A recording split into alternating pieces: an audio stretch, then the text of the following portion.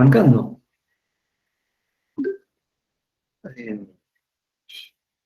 Vieron que, bueno, yo mientras tanto voy admitiendo a la gente que va apareciendo. No sé si vieron la figura que dejé en el Facebook y en el YouTube como figura de la clase, como dibujo de portada. No sé si la vieron, como una pista de autitos. ¿La vieron? Bueno, los que tienen en el Facebook, creo que también está así en la página de YouTube. Le dejé una pista de autitos por dos razones. Una, porque a algunos les había gustado el ejemplo que di de Potrero de los Funes, de la pista, pero además encontré justo una pista de autitos en una figura topológica que se llama cinta de Moebius, que nos viene bien porque estamos hablando de inconsciente y sexualidad,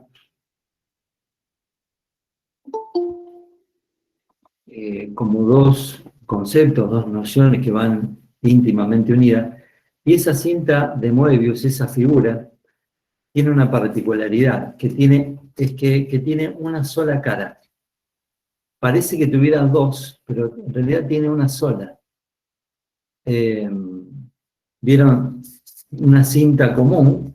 Si yo tomo una cinta común, por ejemplo esto, ¿ven? Y tiene dos caras, una interna y una externa, ¿no? No se tocan. La cinta de Moebius es de una sola cara. Se logra haciendo una torsión.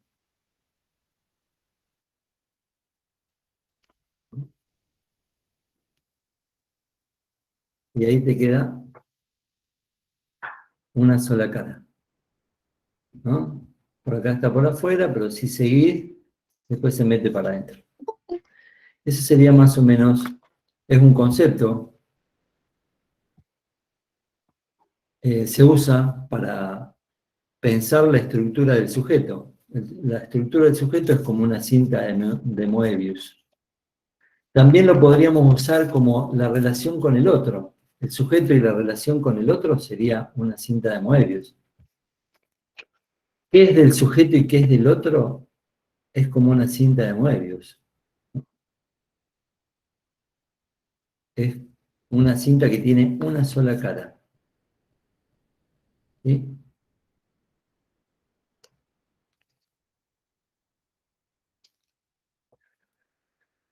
Bueno, y el tema de hoy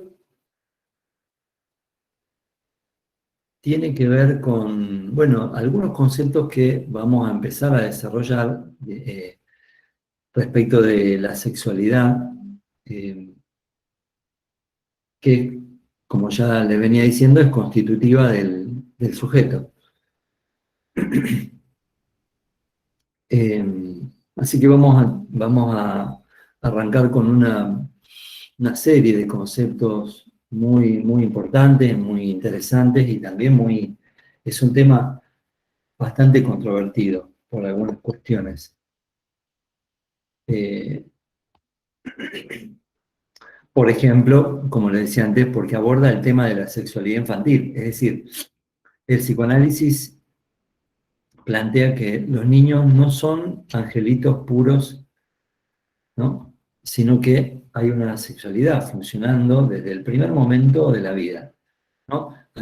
Recuerdan que habíamos puesto la vivencia de satisfacción como modelo, ¿no? De una satisfacción que se había obtenido, que se había perdido y que se intentaba recuperar.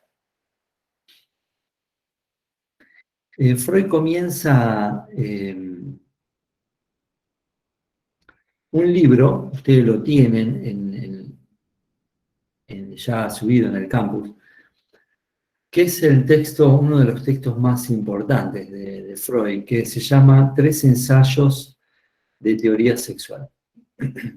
Tres. El primero se llama Las aberraciones sexuales. Y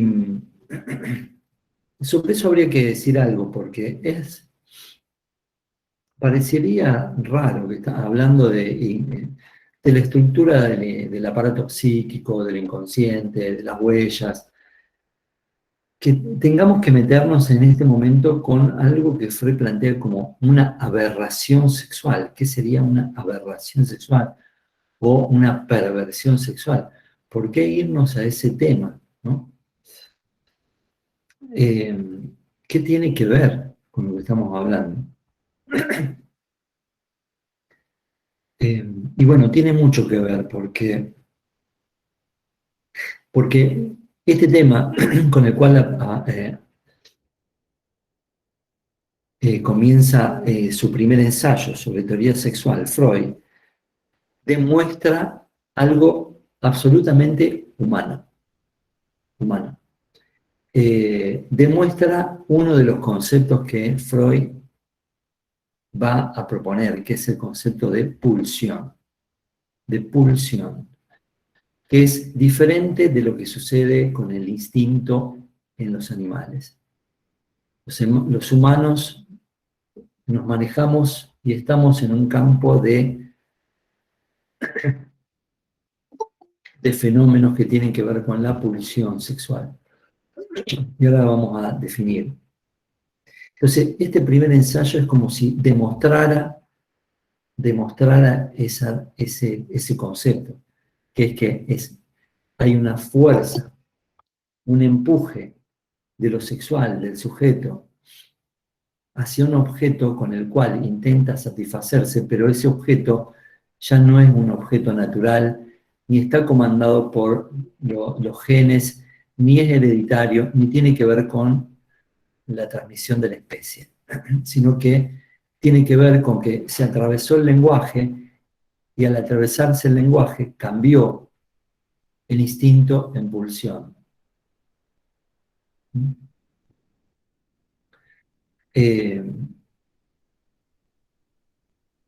un momento determinado de la historia evolutiva de la humanidad, el Homo erectus, el Homo sapiens, el Homo habilis hablan, se cruzan con el lenguaje, se produce un casamiento con lo simbólico. Eso es todo un tema súper apasionante, ¿no? Ya, muy apasionante. En un momento eso sucede, y esta incidencia del lenguaje empieza a desnaturalizar no solamente lo natural, el lenguaje, el lenguaje, este cruce con el lenguaje empieza un proceso de desnaturalización, ¿no? de, de la vida, del cuerpo. Entonces, las necesidades biológicas van a quedar transformadas, ¿no? Entonces ya no va a haber necesidades puramente biológicas. La necesidad sexual biológica es llamada reproducción o apareamiento en los animales. Pero en los humanos está divorciada la sexualidad de la reproducción.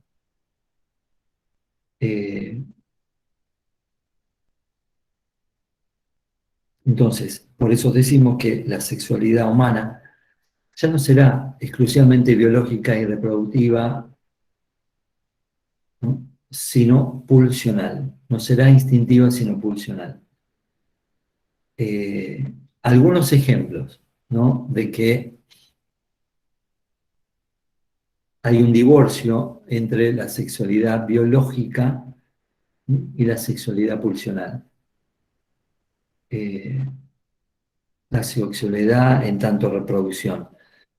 Por ejemplo, uno de los hechos como fundamentales de la ciencia, digamos, ¿no? En la década del 50, de 1950 más o menos, fue el desarrollo de la pastilla anticonceptiva. Eso permitió justamente divorciar la satisfacción sexual del ámbito de lo reproductivo, ¿no? Eh, si bien ya de la anticoncepción hay antecedentes que ya desde los papiros egipcios se hablaba, recién en la década de 50 este adelanto de la farmacología permite poner mucho más distante y divorciada la sexualidad de la reproducción. Porque es posible obtener satisfacción sin tener reproducción. El otro ejemplo importante es que años más tarde se logra lo que es la fertilización asistida. Y ahí tenemos el caso al revés. Es posible obtener la reproducción sin tener relación con el sexo, ¿no? Es decir que, el último adelanto que propone la ciencia y la cultura es que alguien puede donar un esperma, alguien puede donar un óvulo, alguien puede donar su vientre y ese producto de esa fertilización puede ser adoptado por una pareja gay en otro lugar del mundo. Es decir que acá se divorció en todos los puntos la sexualidad de lo eminentemente reproductivo, en todos los puntos. Esto hace que en el humano no coincida los padres, padre y madre, quienes aportaron las células germinales biológicas, no coincidan con quienes asuman la función simbólica de la paternidad o maternidad. Es decir, que en el humano eso está muy divorciado, ¿no? Sexualidad y reproducción. Lo que a nosotros nos interesa, porque no somos médicos, porque no estudiamos medicina, es la sexualidad en el sentido erógeno y de la satisfacción y todo lo que sucede en ese campo, ¿sí? No es que lo demás sea menos importante, lo biológico y todo eso sea para nada, para nada. Se celebran realmente los cambios y los adelantos científicos en esa materia porque han podido darle a muchas parejas la posibilidad de tener hijos que antes no tenían, ¿no? Pero ese no es nuestro campo, nuestro campo es el campo de la relación con el otro, el campo del sujeto, y el sujeto es el cuerpo que nos interesa, es el cuerpo erógeno, cómo funciona. Y ahí funciona distinto, no funciona con las leyes de la biología. ¿Mm? Funciona con las leyes del dolor, la satisfacción y este concepto que estamos viendo, que es la pulsión. Entonces, bueno, siglo XX, siglo de la liberación sexual, yo les comentaba, siglo Profe, de la disculpe, pastilla. Sí, ¿puede repetir lo que dijo cuerpo erógeno no funciona con las leyes de la biología, de la biología? del soma, de Listo, las gracias. leyes del soma, del cuerpo como en el sentido somático, en el sentido biológico, ¿no?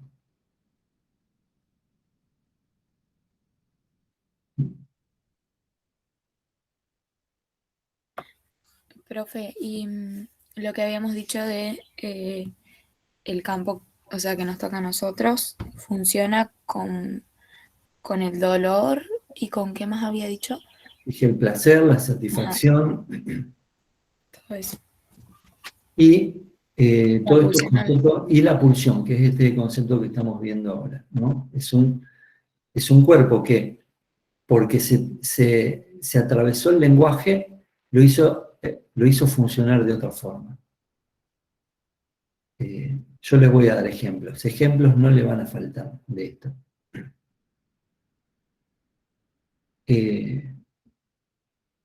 Bueno, el psicoanálisis también contribuyó a la liberación sexual, porque además es una de las de los campos científicos que se dedicó a escuchar las demandas de las mujeres, ¿m? De principios del siglo XX o de finales del siglo XIX. Decía que bueno, una de las pruebas de que no hay en el humano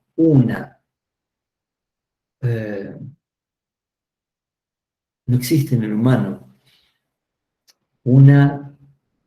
un impulso vital, armónico, que te indique qué objeto te conviene, ¿no? ¿Cuál es el objeto más satisfactorio y complementario? La contraprueba de eso es que, como yo decía, vivimos penando por amor, eligiendo justamente el que nos hace mal, el que no nos conviene, bueno, y montones de situaciones que, bueno, yo les comentaba también, no hay una posibilidad única de encontrar una identificación sexual satisfactoria. Por eso yo decía, bueno, que la aplicación esta Tinder tenía que reconocer que había una cantidad de géneros, ¿no? Muy importante, además de los tradicionales, hetero, homo, gay, asexuales, binario, no binario, binarie, género lábil, de mi chico, de mi chica, bueno, una serie de géneros y una explosión en ese sentido, trans, hetero, trans, homo, trans, no sé, mujer, trans, varón, trans no binario, bueno,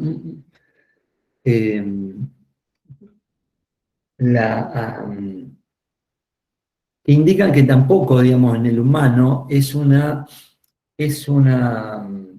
un desarrollo natural el que se produce en relación a la opción y la declaración de una identidad sexual, ¿no? Están también los problemas que todavía, pese a los adelantos de las leyes y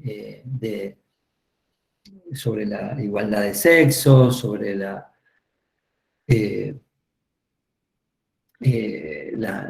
adelantos en materia culturales, todavía hay, bueno, personas que sufren lo que se llama esto de salir del closet. Es decir, no es algo para nada sencillo para muchas personas.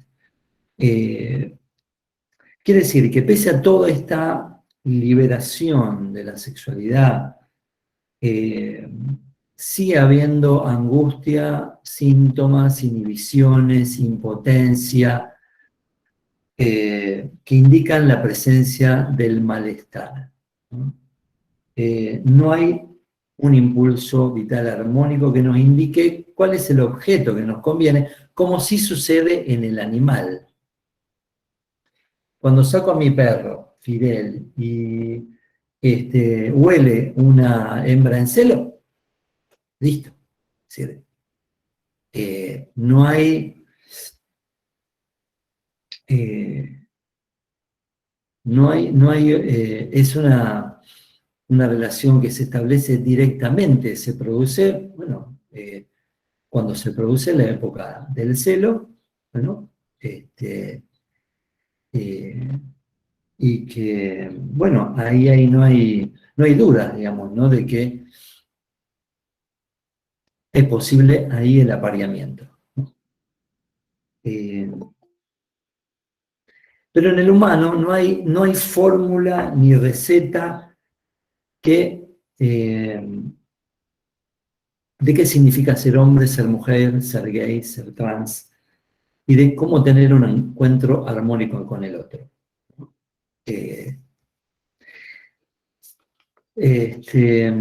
Si fuera tan armónico, no tendríamos los problemas que tenemos, ¿no?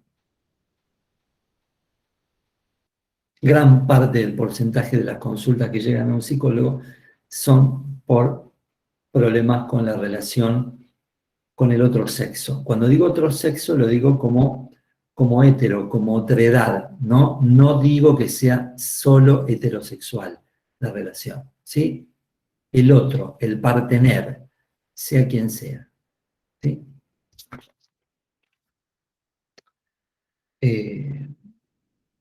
Entonces,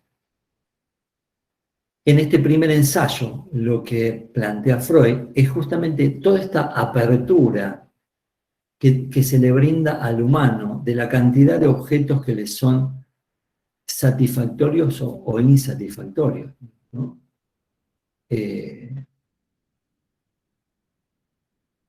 Freud se mete para trabajar este tema con una clasificación que había hecho la psiquiatría donde él se apoya, la psiquiatría del siglo XIX. Se apoya en esa clasificación psiquiátrica de la perversión sexual.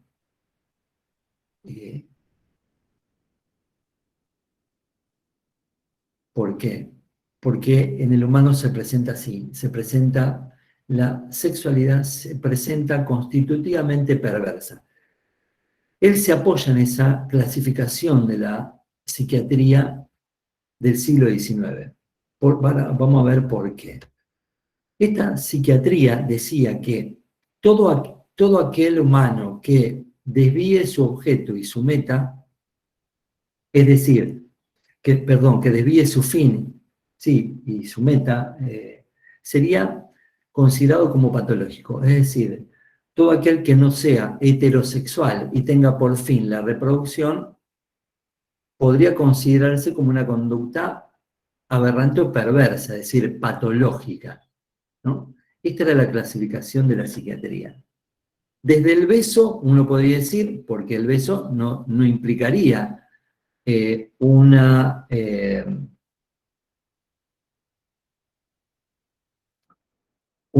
conducta sexual en torno a la reproducción, ¿no? Hasta la necrofilia, es decir, pasando por todo, es decir, la relación con los sexuales con los muertos, es decir, todo eso, digamos, todo lo que hay en el medio entraría, ¿no?, dentro de la perversión, es decir, algo que se escapa del fin de la reproducción, ¿no?, como meta la reproducción, y se desvía de el objeto heterosexual, ¿no? En los animales esto se presentaría, digamos, más directo, como decía, bueno, el fin es la reproducción, el apareamiento es la reproducción en la época de celo y con el sexo opuesto, ¿no? Y la relación es de los puramente genital, ¿sí? Entonces, Freud se apoya toma, digamos, lo que era la teoría de la psiquiatría del siglo XIX, que decía que todo lo que se desvía del fin de la reproducción, de la meta sexual, heterosexual, entraba dentro de lo que eran las perversiones sexuales, dentro de lo que era lo patológico, ¿sí? Pero al mismo tiempo que Freud se apoya en esta psiquiatría, la hace estallar por los aires. Propone un concepto que trastoca absolutamente esta concepción. Podríamos decir hoy que es la herramienta más, propone un concepto que es la herramienta más poderosa para terminar con este sistema heteronormativo, ¿no?, que considera como normal la relación genital heterosexual para reproducirse, ¿no? Les voy a leer porque ustedes lo tienen, a lo mejor yo se los leo, ustedes después lo pueden ir y ver y subrayar porque me parece que es un párrafo muy importante. Profe, Sí, buen día. buen día. Le quería hacer una pregunta. Cuando dijo, bueno, todo lo que se le escapa al fin de la reproducción o cambia el objeto, en ese caso sería, o la meta. Las dos cosas. Ah, Cambia el objeto, ya sería cuando deja de ser un objeto heterosexual, puede ser homosexual. Ahí, para la psiquiatría, eso era patológico. ¿Por qué? Y porque ese era un cambio de objeto que no era heterosexual. claro. Había un desvío. Es como si dijera, la sexualidad nace por un camino normal y en un momento para algunos sujetos se desvía. Hay un desvío del objeto, en vez de ser heterosexual, es homosexual, por ejemplo, y en vez de ser una meta para la reproducción, es una meta que se detiene solo en la satisfacción. La satisfacción de mirar, por ejemplo, y ahí tenemos el voyerismo, ¿sí? Las personas que miran, que espían y que gozan solo mirando. Y tenemos, por ejemplo, la meta de exhibicionismo, que las personas que se satisfacen solo mostrándose, ¿no? Exhibiéndose, ¿sí?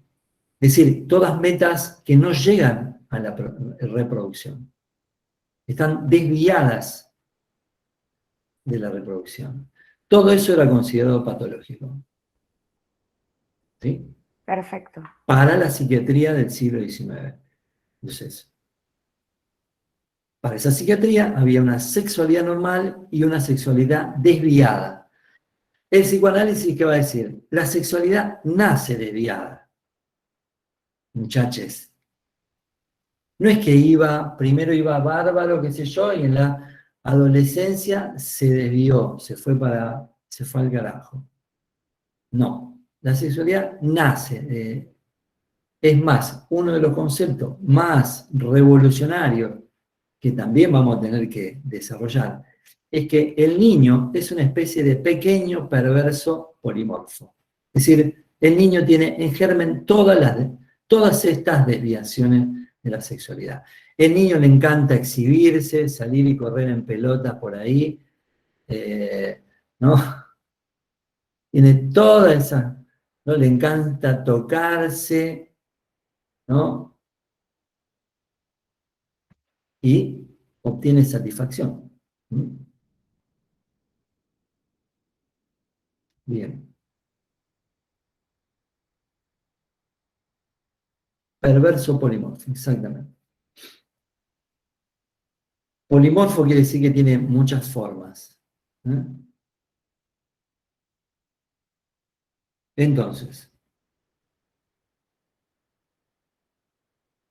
les leo el párrafo y seguimos. Iván, sí, antes de... Profe, entonces Freud formula que las, entre comillas, las aberraciones son normales, ¿no? Él dice que tanto la sexualidad patológica, entre comillas, o desviada, entre comillas, o perversa, entre comillas, y la sexualidad normal, entre comillas, tienen un tronco común. Es decir, y ahora vamos a ver algunos ejemplos de eso, ¿no? Y voy a dar algunos ejemplos. Porque cuando hablamos de normalidad y patología, acá nosotros, digamos, nos desprendemos, el psicoanálisis se desprende de lo que consideraba la psiquiatría del siglo XIX, ¿no? ¿Qué consideraba? Y que la homosexualidad era una perversión, era una patología, ¿no?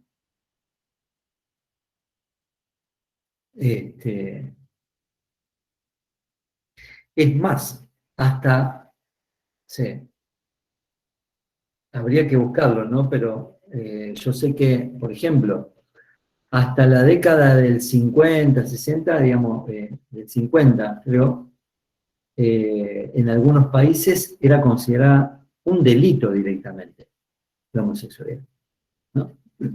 Bien. Les leo el párrafo. Profe, disculpe, pero Freud en la conferencia 20 nos llama a los homosexuales monstruos grotescos.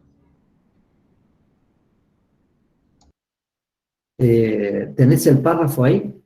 porque hay que contextualizarlo eso. Ya te lo digo.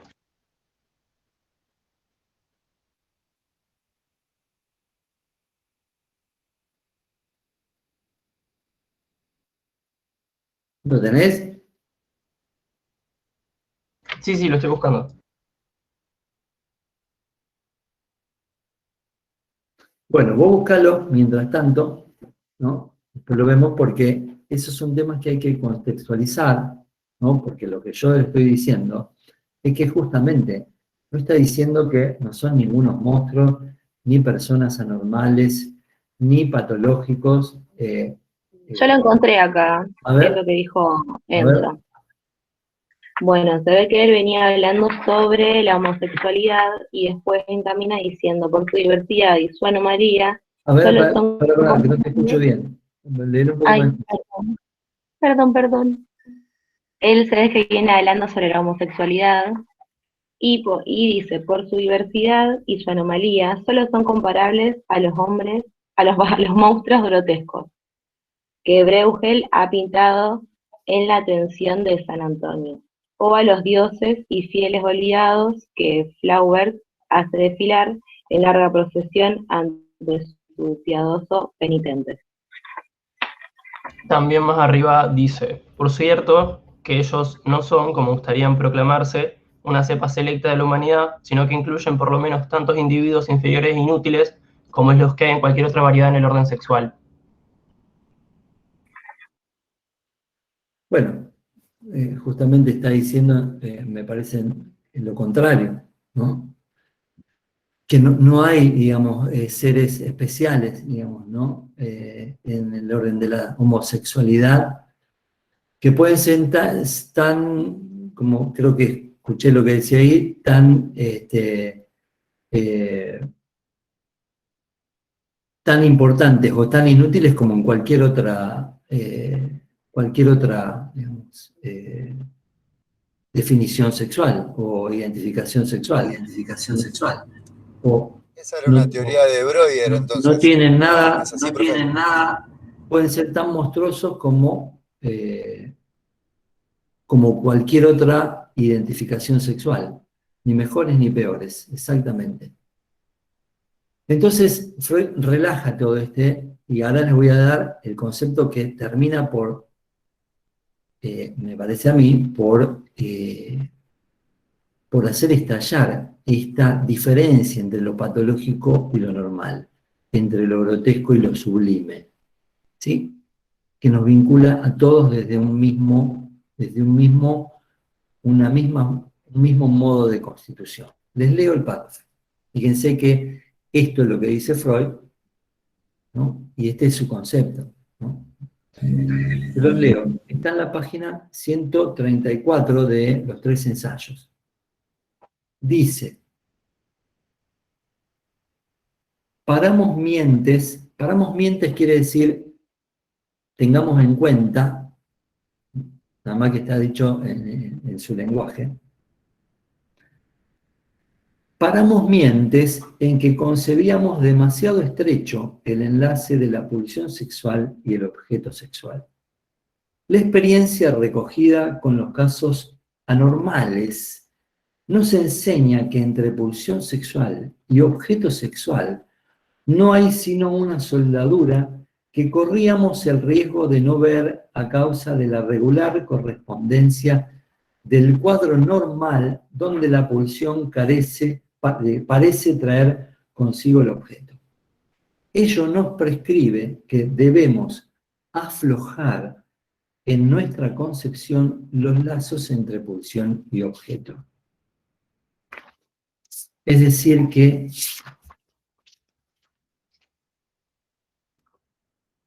objeto es donde se satisface la pulsión. El objeto, diciendo, es variable. Puede ser cualquier cosa para el humano. Es variable, es contingente, ¿no? Puede variar, puede ser un objeto heterosexual, homosexual, bisexual, parasexual, transexual. El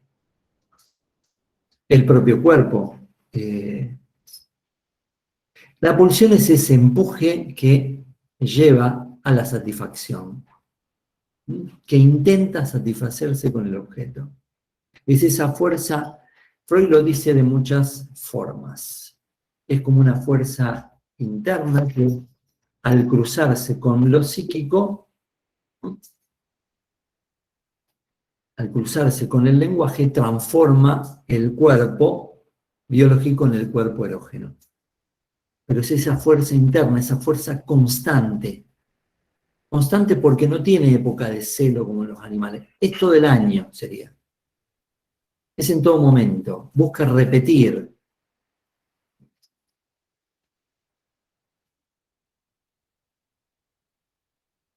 Cuando una necesidad, cuando el área del orden de la necesidad se cruza con lo psíquico, se transforma en pulsión oral.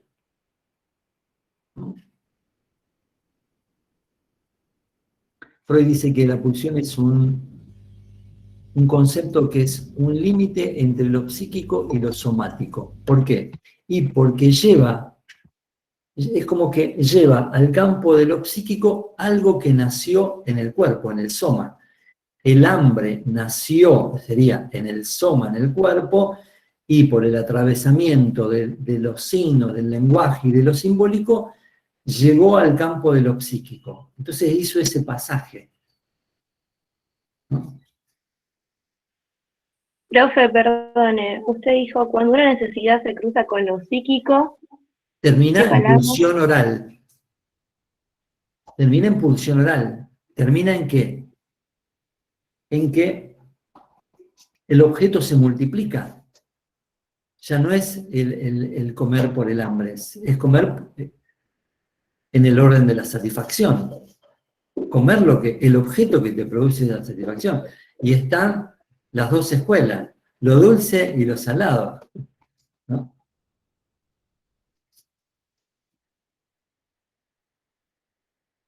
Y toda la variedad de objetos que los humanos inventamos porque no hay un objeto que satisfaga.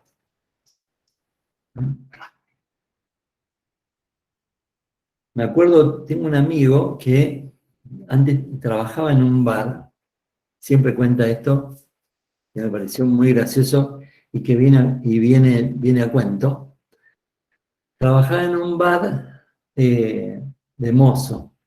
Entonces, un día había una mesa, comentaba, de 5 chicas, ¿no?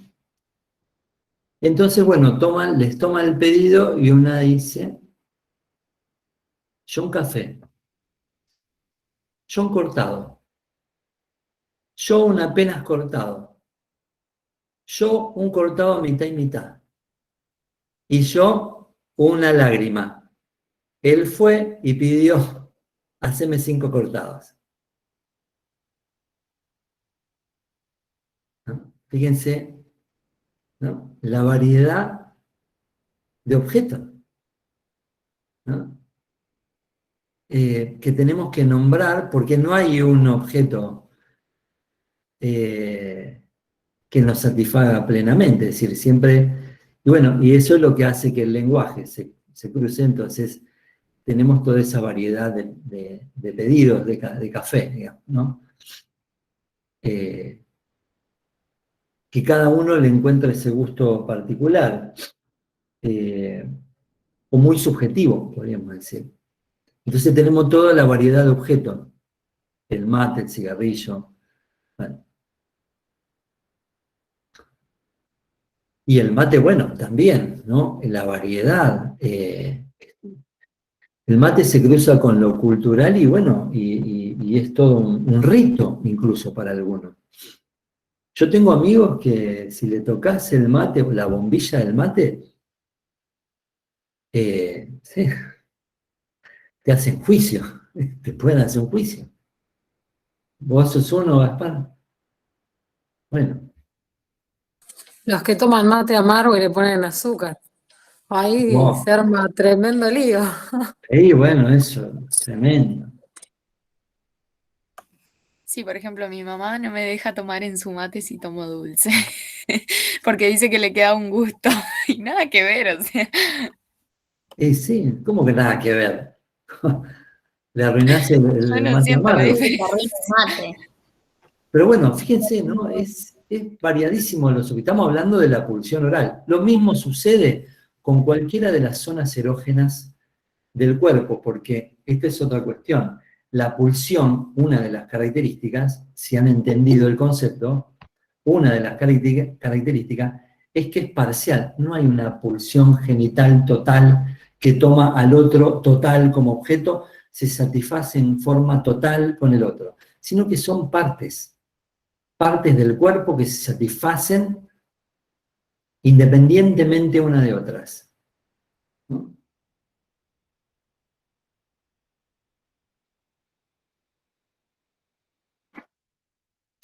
Y la pulsión es constante, digamos, tiene otra característica, es constante, no es como como los celos de los animales, que una vez que tuvo su apareamiento ya está, listo, se terminó. No, en el humano es constante, digamos, es una repetición, ¿no?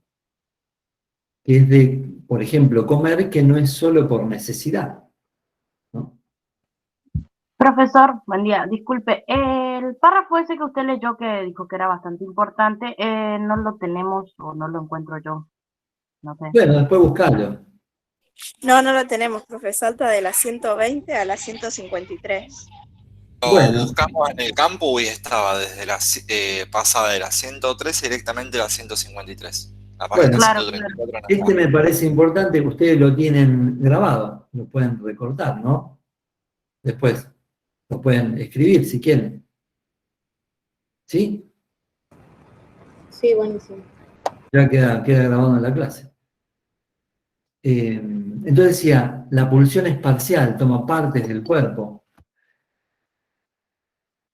Es constante, ¿no? Recuerden este ejemplo que yo les di del domingo, ¿no? Uno arrancó a comer a las 11, terminó a las 5 y todavía sigue comiendo, ¿no? Constante, la pulsión exige, ¿no?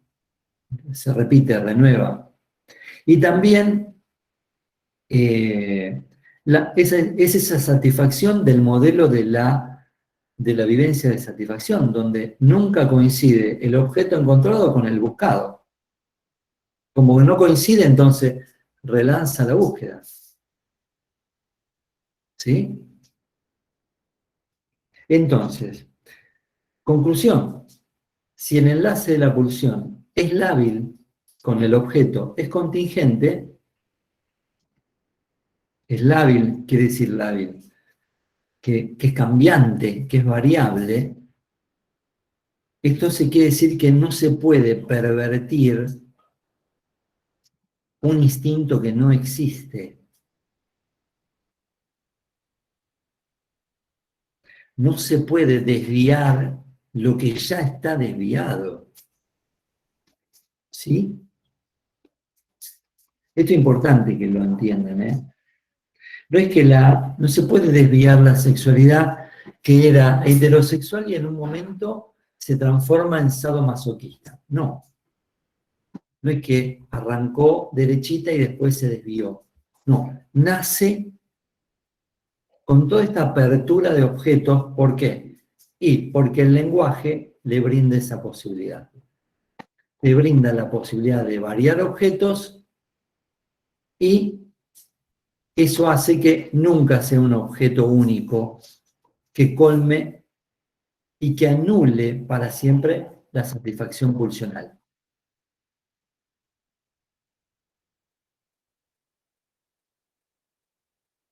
Entonces, no hay un lazo, ni hay un objeto predeterminado entre pulsión y objeto. Entonces, toda pulsión nace, podríamos decir, perversa. Perversamente centrada sería, o descentrada, mejor dicho. Profe, una pregunta. Cuando usted dijo, entonces quiere decir que no se puede pervertir un instinto que no existe. ¿A qué se refería? ¿Cómo? cuando usted dijo, entonces quiere Esperen que tengo acá una interferencia.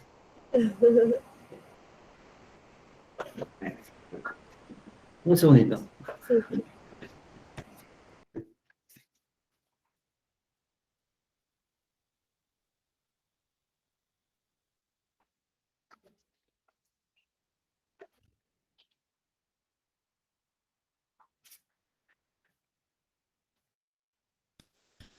Yasmín, Sí.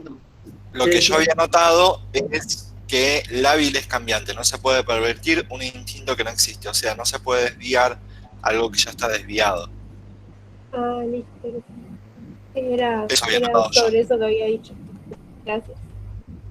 De nada. Gaspar, te pregunto, ¿podrías más o menos ponerlo en el chat? Yo lo quería anotar también y recién te escucho. Sí, igual está grabado, no sé si lo pueden después Sí, relevar Está fácilmente de la grabación. Yo la voy a dejar. Macarena, veo que vos tenés el mismo problema que yo con los animales. Esto, Sí, bueno, profe, todas las clases. Pero bueno. sí, yo a las 9:20 y pico más o menos, siempre es como, bueno, es un reloj, digamos, ¿no? Aparece, sale de la siesta matinal. Y bueno, ¿en qué estamos? Bueno, Profe, ¿le puedo hacer una consulta? sí.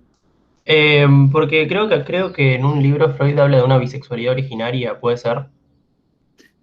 Sí, él va buscando, va hablando de eso, ¿no? Que tiene que ver con esto que estamos diciendo, de que no hay un objeto, ¿cómo lo voy a decir?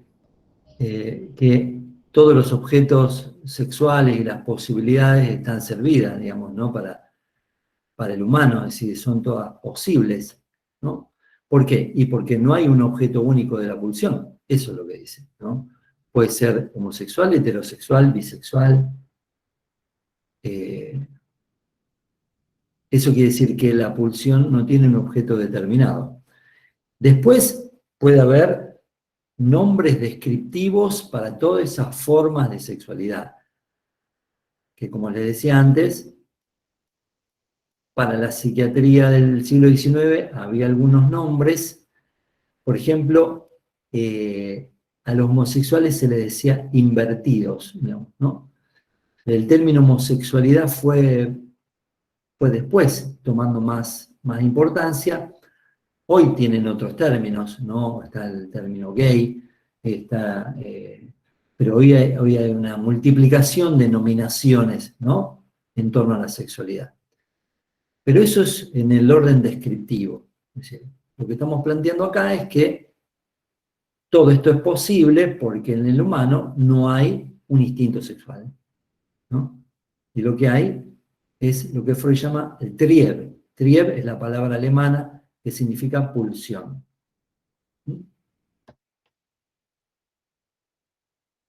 Entonces eso quiere decir que,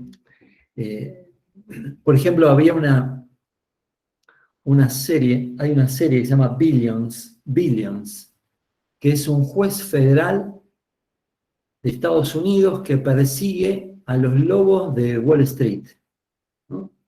Los que hicieron, especialmente a uno que hizo muchísimo dinero, aprovechando el tema de las torres, de la caída de las Torres Gemelas. Es muy buena, pero bueno, ese juez federal que es incorruptible, que patriota, que persigue este lobo de Wall Street, tiene su familia, sus hijos, su mujer, pero también tiene una escena donde él goza en forma sadomasoquista. Esto lo transforma en una persona patológica, perversa o de baja moral. No, esta es la forma que adopta su sexualidad. Es eso. ¿No?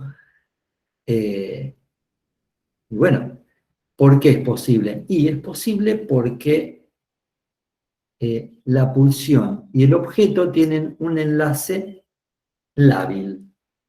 Y el objeto en el humano es variable. ¿Mm? Es variable, quiere decir que el objeto de la satisfacción puede ser provocar dolor en el otro o que el otro provoque dolor en sí mismo. ¿No? ¿Sí? Bien. El otro concepto, decía, revolucionario, es que los niños no son angelitos, los niños tienen sexualidad, ¿no? Hay pulsión en la infancia, ¿no? Las pulsiones, como le decía, son parciales. Parciales quiere decir que es como que toman, es como que hacen un fileteado del cuerpo, ¿no? Toman distintas organizaciones, distintas zonas erógenas. Las zonas erógenas son zonas, son zonas de borde con el cuerpo, de borde del cuerpo. La boca, el ano, los genitales, los ojos, las orejas, son las relaciones de contacto con el otro también. Son zonas intensamente cargadas de libido, de energía sexual. Profe, puede ser también, por ejemplo, la espalda, porque, o sea, de bebé te tienen. ¿O no? Todo el cuerpo es potencialmente erógeno. Todo el cuerpo, la piel es erógena. Vieron que uno cuando dice, bueno, en relación a una pareja, qué sé yo, es cuestión de piel, ¿no? ¿Hay piel o no hay piel? Es decir, también es una zona erógena, ¿no? Pero hay zonas privilegiadas. Es zonas privilegiadas. La boca, el ano, los genitales son zonas privilegiadas porque además son mucosas, ¿no? Y son zonas de relación con el otro. Son relación con el otro, son donde se va a estructurar la demanda y la alienación al otro. Por ejemplo, ¿qué dice? Por ejemplo, en la boca. Fíjense hasta qué punto es una zona de relación y alienación con el otro. ¿Qué dicen las muchas madres? El nene no me come. No me come. ¿A quién? ¿Quién no come? ¿No me come a quién? A mí no me come. ¿No? Es decir, está como indiferenciado lo que es no come, que sería el sujeto, no me come, digamos, no, digamos, habla de la implicación del otro en esa zona erógena, en esa función de alimentación que está intervenida por la palabra y la demanda de este otro. A tal punto es la demanda del otro que no puede diferenciar qué es del sujeto y qué es del otro. Por eso decía que es como una cinta de Moebius. No es que dice, no come. Es decir, no come lo que yo le doy. Es decir, no come lo que yo le demando. O sea que uno come, en realidad, como sujeto, lo que el otro demanda que uno come. Entonces, hay ahí lo que Freud llama, o lo que después Lacan, que otro autor llama, que tiene que ver con la constitución del sujeto, la alienación y la separación. Es decir, que son dos fenómenos, dos conceptos, dos modos de estructuración de lo psíquico. Como que en algún momento caemos alienados al otro, es importante que caigamos como objeto del deseo y del amor del otro, una alienación necesaria que haga que nos constituya, que nos espere y que nos dé un lugar, pero hace falta también que en algún momento se produzca una separación del otro. Si no hay separación del otro, no hay constitución del sujeto. Es decir, que son necesarias esas dos operaciones psíquicas. El no me come es un signo de que hay una alienación del sujeto en el otro. Una alienación, hay un vínculo tan estrecho que no se distinguen uno y otro. Por ejemplo, hay un niño, una niña puede decir, tengo 3 hermanos, Pablo, Ernesto y yo. ¿Qué quiere decir eso? Quiere decir que ahí el sujeto todavía no se puede descontar como uno. Está tan alienado que hace la cuenta desde la perspectiva del otro. ¿Quién tiene 3 hijos? El otro, la madre, el padre. Pablo, Ernesto y el sujeto. Eso es porque cuando son niños, digamos, lo van escuchando de los padres y todavía están adquiriendo el lenguaje, sería. No Y las solamente formas, están adquiriendo el lenguaje, sino que el todavía significado. no se pueden descontar de la perspectiva del otro. Es decir, quien cuenta ahí es el otro, no el propio sujeto. Va a pasar un tiempo y va a producirse una separación, lo cual no es natural que eso suceda. Si es que la cosa va bien, el niño va a poder separarse y va a poder decir, tengo 2 hermanos, Pablo y A eso Ernesto. iba. O sea, ¿Cuál cuando es un signo? crecemos, ¿Cuál es un signo que uno puede notar de que ya hay separación del sujeto con el otro? Cuando el niño puede empezar a mentir. Cuando el niño puede empezarle a mentirle al otro, a esconderle, a ocultarle, no está mal, ¿eh? Es un signo que de ahí se está produciendo la operación psíquica de la separación. ¿Por qué?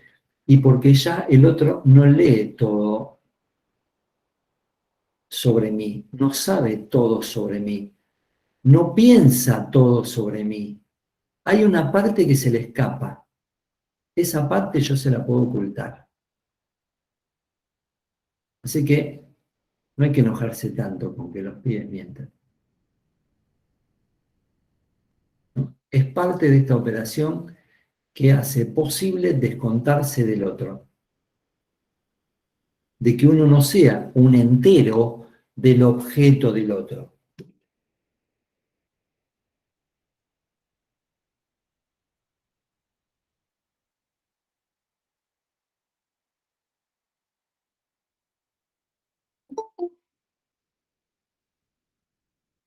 Así que bueno, ya pueden mentirles a sus padres. Anímense.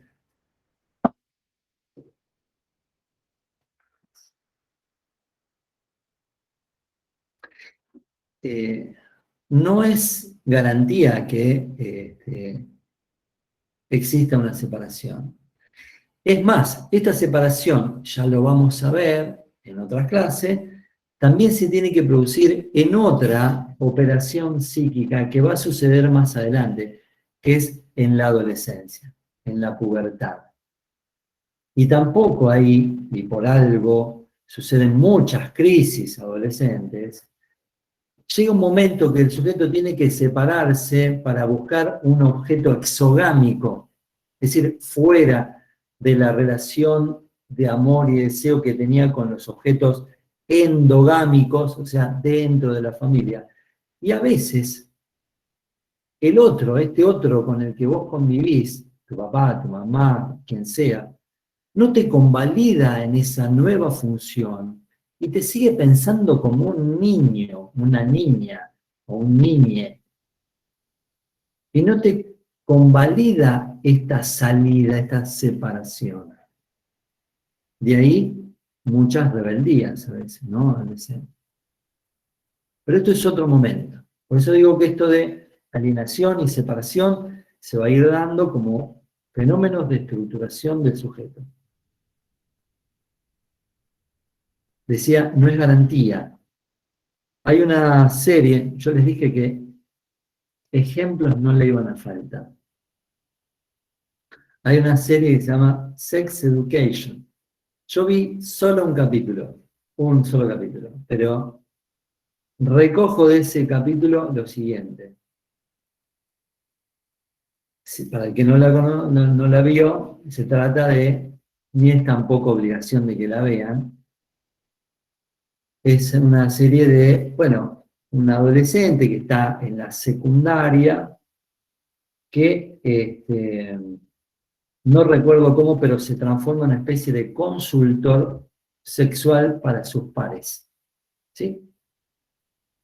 El protagonista, el tema de este muchacho es que tiene un problema, que es que él no puede ejercer su propia sexualidad. Es decir, no puede masturbarse, ¿no? Y, creo yo, es toda una interpretación que corre por mi cuenta y absoluta cuenta, él tiene una madre sexóloga que además hace una mostración, a mi gusto, demasiado explícita de su sexualidad. No le voy a dar detalles, quédense con eso. Pero Sí, profe, ya la vimos toda. tanta alienación, tanta presencia del otro ahí, hace que no pueda separarse y el sujeto ejercer su propia sexualidad. Bien. ¿Qué me decían? No, Que que la ya la vimos vimos. todos. Igual no sabemos si lo ejerció, porque ahora está por salir la tercera temporada. Capaz que ahí lo ejerce. Ah, bueno, yo ya les digo, yo solo vi un capítulo y es lo que vi. No les puedo decir más. Bueno, entonces vimos varios conceptos. Pulsión, objeto, pulsión parcial, alienación, separación.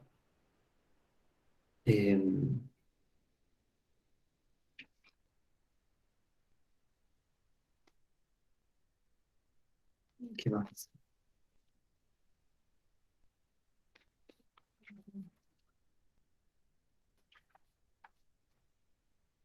Preguntas, Iván. Profe, quiero retomar una idea al comienzo de la clase. O sea, en esta clase vimos mucho cómo lo simbólico deja de lado el placer, por así decirlo, el lenguaje, ¿cierto? ¿Cómo? Que el lenguaje, al ser simbólico, deja de lado ese objeto primario, ¿no es cierto? O por ahí me estoy haciendo una ensalada yo mismo, así que puede ser. Claro, ¿qué es lo simbólico? ¿No? Es el lenguaje, fundamentalmente, ¿no? El lenguaje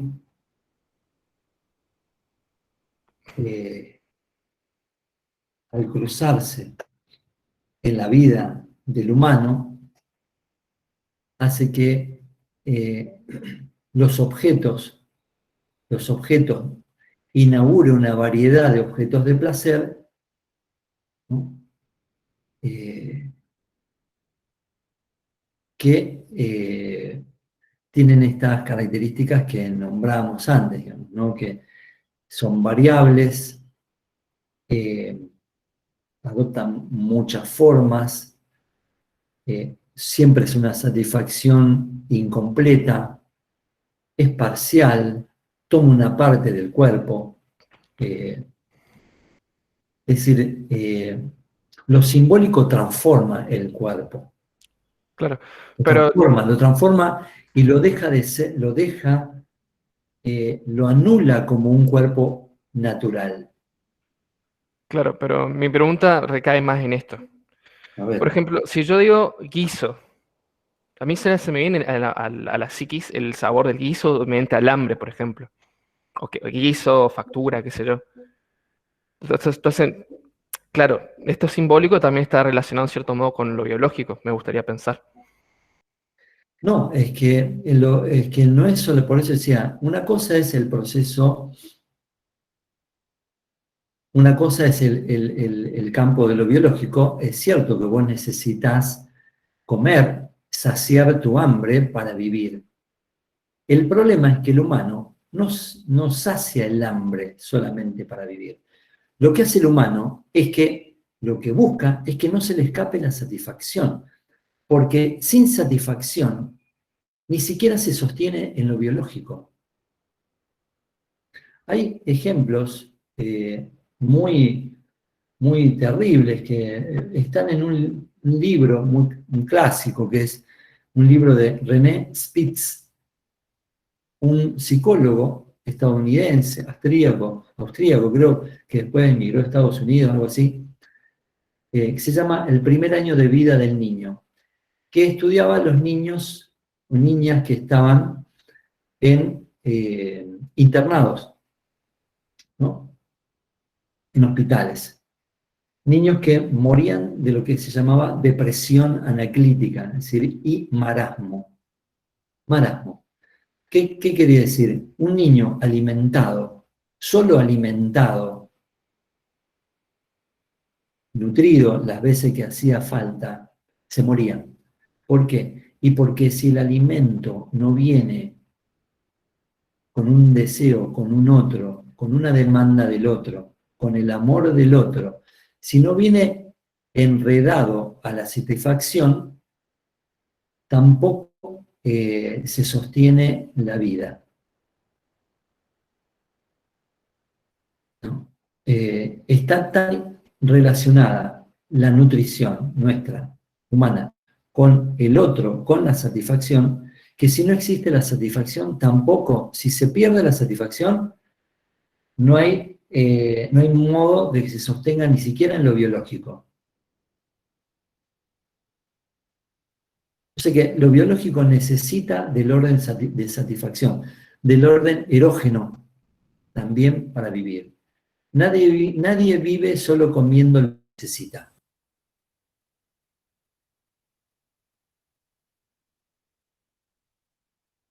Necesitamos variedad. Necesitamos el gusto.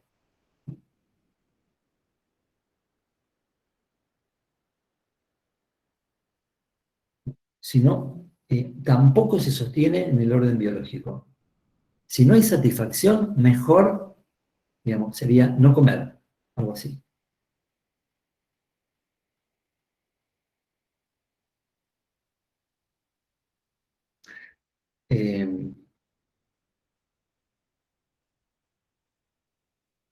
Y esa satisfacción le llega desde el otro, le llega desde un otro que le habla, además, ¿no? De un otro que te habla, que te baña de su lenguaje y con su lenguaje y sus deseos, y un otro que te espera en un lugar, que te espera y que te desea.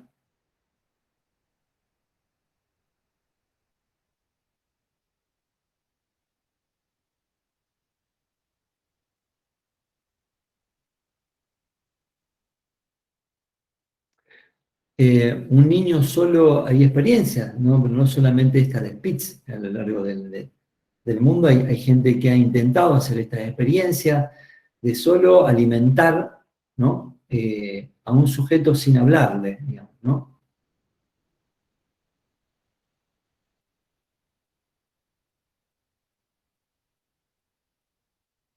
¿Qué quiere decir? Digamos, ¿no? Como si fuera alguien que solo responde al orden de la necesidad. Bueno, ¿qué pasaba? Los sujetos terminaban muriéndose. Los niños terminaban muriéndose, cayendo en una depresión. Solo se salvaban ¿quiénes? Dice Spitz.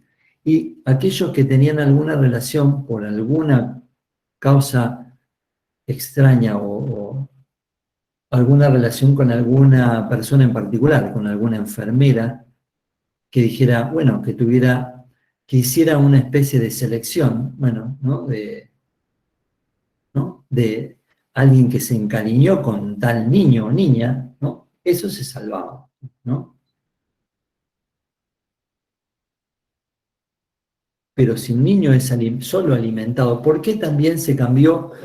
Es la cuestión por la cual se cambió de que los padres puedan entrar en neonatología, ¿no? En una época el niño estaba en neonatología, y Y bueno, donde es cuidado, alimentado, ¿no? Medicado, pero donde no tiene contacto afectivo, no tiene nadie que le hable, nadie que... porque se empezó a instrumentar que los padres entren a neonatología. Bueno, por esta cuestión, ¿no? Porque es necesaria para la conformación neurológica y biológica, necesaria la relación con el otro. La relación con el otro, la relación con la palabra del otro, es lo que se llama epigenética, es lo que termina de formar, la palabra del otro es el elemento que termina de formar neurológicamente un niño.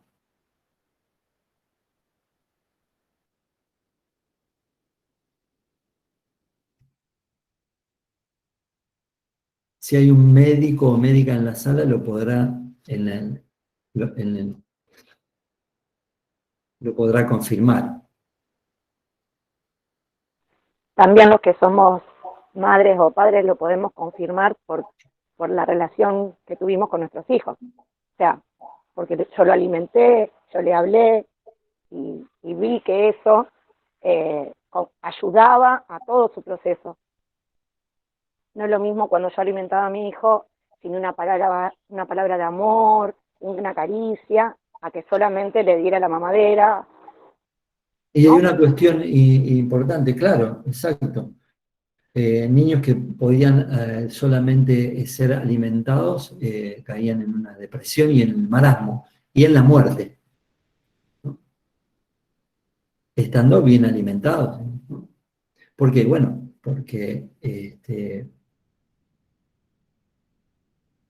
para del otro estructura, ¿no? Ella no me come, ¿no?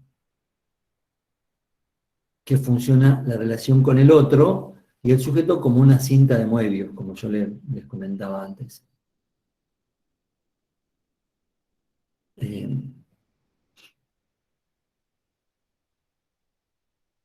Es más, es tal la relación que tenemos pensando siempre en el ámbito de la alimentación, digamos, ¿no? No sé si les pasó a ustedes, pero es tal la relación que tenemos con el otro, que más adelante el psicoanálisis y Lacan, con Lacan, el francés que hizo la relectura de la teoría de Freud, propone no es necesario que ustedes lo sepan ahora, pero propone una definición que dice que el deseo del sujeto es el deseo del otro, ¿no? El deseo es el deseo del otro. Le doy un ejemplo muy, muy sencillo. ¿Vieron que cuando uno va a comer, sale a cenar, te invitan a cenar, o invitas a alguien a cenar? Estás en un restaurante, abrís la carta. ¿Qué dicen ustedes? ¿Qué hacen? ¿Vos qué vas a pedir? Exacto. Exacto. Es decir que uno necesita un poco tantear a ver qué es lo que el otro desea para ubicarse, ¿no? ¿Y a vos qué te gustaría? Es decir, que la orientación propia parece que viene alienada, viene con la orientación que podría dar el otro. Y a veces hay personas que dependen tanto de esto que no pueden decidir nada solas. Porque además decidir, elegir, implica perder.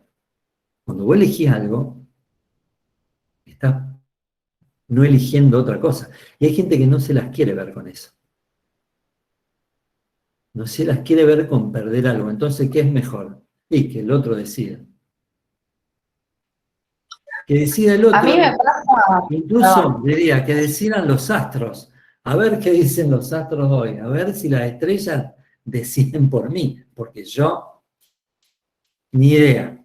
Ni más perdido. Por eso decía, como no tenemos los humanos un instinto vital que nos guíe, hacia un objeto determinado, somos unos desorientados, vocacionales, sexuales.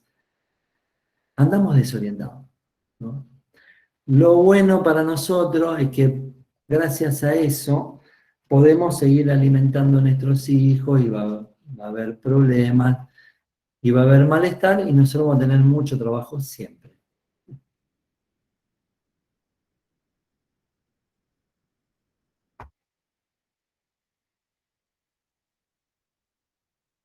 Bueno, ya casi son las 10, ya tendríamos que dejar. Porque además a mí se me va la hora, se me va con ustedes la hora de clase de consulta que yo tengo, ¿no?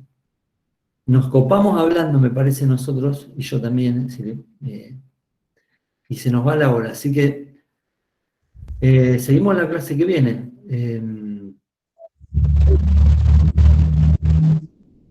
Cualquier pregunta me pueden hacer en el Facebook. ¿Estamos? Bueno, chao, profe.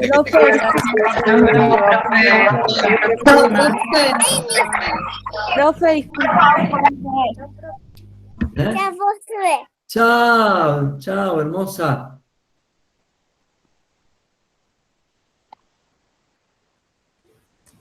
Profe, sí. Disculpe, ¿qué texto seguimos en la próxima clase? ¿Qué cosa? ¿Qué texto seguimos en la próxima clase? Sexualidad infantil y metamorfosis de la pubertad. Listo, profe, gracias. Chao. Chao. Gracias, chao, profe. Chao, chao. Chao, profe. Chao.